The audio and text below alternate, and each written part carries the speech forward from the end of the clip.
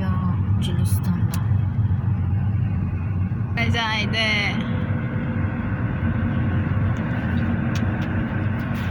Bacarmarıq biz belənçini. Boşuna ne yaş söndü? Öyle de gündüz oldu axı. Akşam yandı. Ne pişiyorsun şimdi?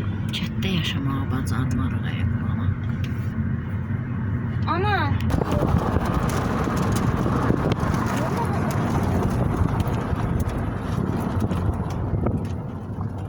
Haydi. Bundan sonra Gold Gülüstan'ıydı. Piramidiye gitmədik, bilmirəm. Amma olursa çox qəşəng. Yoldan çekmedik. Keçmişik, yalan danışıb. De, gördün Gold Gülistan. Gələ. İşaret gösterir sadece. Yavaş da, yavaş. Gold Gülistan.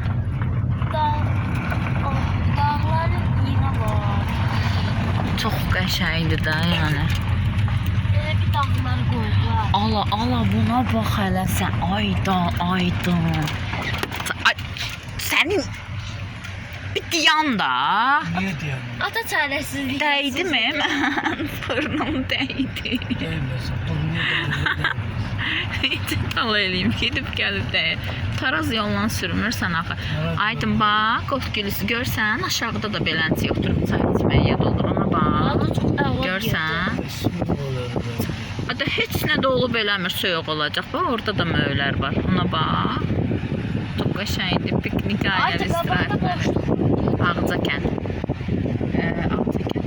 Buradan gedirlər. Buradan girilmir, yox. Buradan girilmir. Restoranın girişi. Hə, ola bilər, amma o şeyin girişi buradan deyil.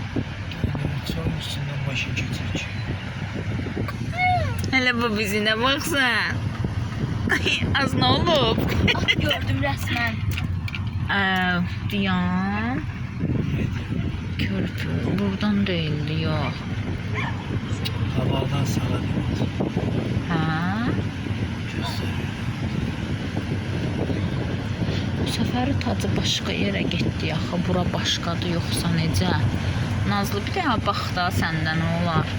Çox qəşəngdir, onu var dağlara. Ama Koç Dağlara gedək. Ana. Koç Gürcistan'a gidene kadar yattım Yatmamışdın, yalan danış. Yatmıştım Allah'a koy.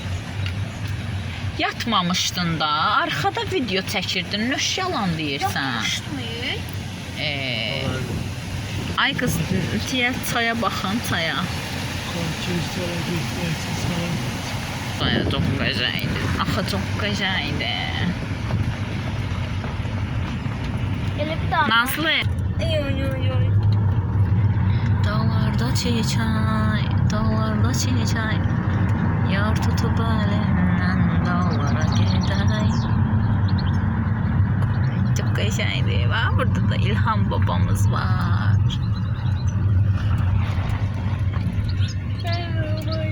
Bunun girişi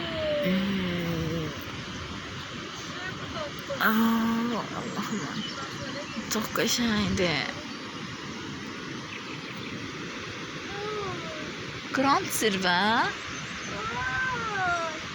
Hə, qızlar. İt də məndən 5 betər tənbəldir. Durmur ki, bir adam gəlib.